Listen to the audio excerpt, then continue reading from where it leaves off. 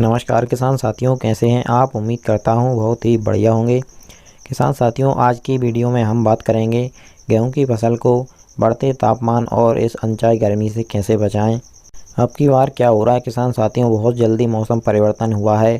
जो अप्रैल माह में गर्मी तापमान बढ़ते थे वह फरवरी मंथ में ही आ गए हैं।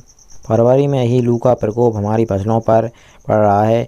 इसके दुष्प्रभाव से हमारी गेहूं की फसल को हम कैसे बचा सकते हैं, जिससे हमारी गेहूं की फसल पे उत्पादन पर कोई डिफेक्ट ना पड़े, हमें जितना उत्पादन गेहूं की फसल से चाहिए था उतना ही मिले। इसके लिए आपको गेहूं की फसल में क्या करना चाहिए, क्या ध्यान रखना चाहिए, पूरी जानकारी अच्छी तरीके से बताएंगे। उससे पहले हमारा आपसे बस एक छोटा सा निवेदन है, जिन किसान साथियों ने अभी तक हमारे चैनल को सब्सक्राइब नहीं किया हुआ है वह सभी चैनल को सब्सक्राइब कर लें, वीडियो को एक लाइक ज़रूर करें और ज़्यादा से ज़्यादा हमारे सभी किसान दोस्तों के साथ इस वीडियो को शेयर भी करें। किसान साथियों, इस बढ़ते तापमान और अनचाही गर्मी से क्या होता है, हमारी गेहूं की फसल समय से पहले पकने की कगार पर आ जाती है, जिस कारण से हमारी गेहूं की फसल की बाली में जो दाने होते हैं वे छोटे पतले एवं अस्वस्थ रह जाते हैं, जिस कारण से हमारी गेहूं की फसल का उत्पादन भी कम निकलता है। तो इसके लिए इनसे बचाव के लिए दो कार्य आपको अपनी गेहूं की फसल में समय पर करने होंगे। इन दो ही चीज़ों से आपको आपकी गेहूं की फसल से बहुत ही अच्छा उत्पादन प्राप्त होगा।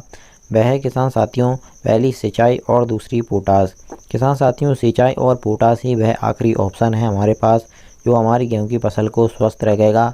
और जो तापमान बढ़ रहे हैं, गर्मी का प्रकोप पड़ रहा है, इससे हमारी गेहूं की फसल को बचाएगा, उसमें स्ट्रेच पैदा नहीं होने देगा।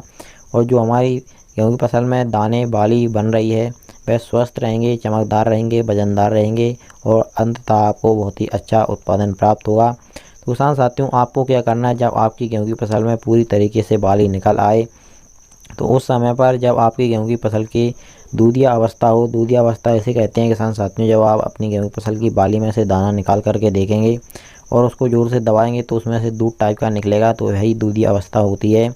तो दूधिया अवस्था पर किसान साथियों आपको अपनी गेहूं की फसल में एक सिंचाई कर देनी है और उसी समय पर सिंचाई के समय पर ही आपको MOP पोटाश का प्रयोग अपनी गेहूं की फसल में करना है।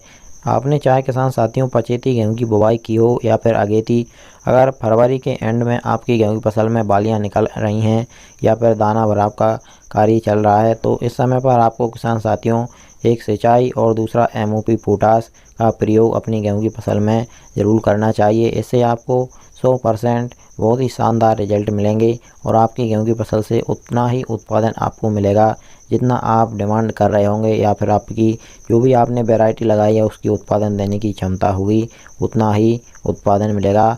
यानी कि हम कहें किसान साथियों, आपको पूरा भरपूर उत्पादन गेहूं की फसल से प्राप्त होगा। और किसान साथियों, MOP पोटाश के अलावा आप जो NPK में स्प्रे में पोटाश आती है उसका भी प्रयोग अपनी गेहूं की फसल में कर सकती हैं। यानी कि जो 0050 आता है उसका स्प्रे आप अपनी गेहूं की फसल पर बाली निकालने के बाद में कर सकते हैं, आपको बहुत ही शानदार रिजल्ट प्राप्त होंगे। किसान साथियों, इसी प्रकार से हम आपको आपकी सही फसलों की सही और समय पर आगे भी जानकारी देते रहेंगे। इसके लिए आप हमारे चैनल को सब्सक्राइब करना बिल्कुल मत भूलिएगा। चलिए फिर मिलते हैं अगली वीडियो में। नमस्कार, धन्यवाद।